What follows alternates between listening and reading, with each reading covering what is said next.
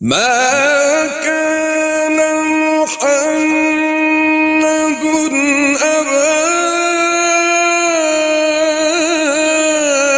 أحد من رجالكم ولكن رسول الله وخاتم النبيين وكان الله بكل شيء عليما.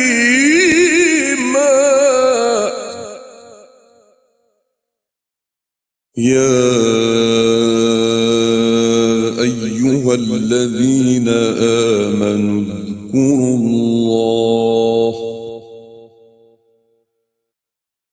اذكروا الله ذكرا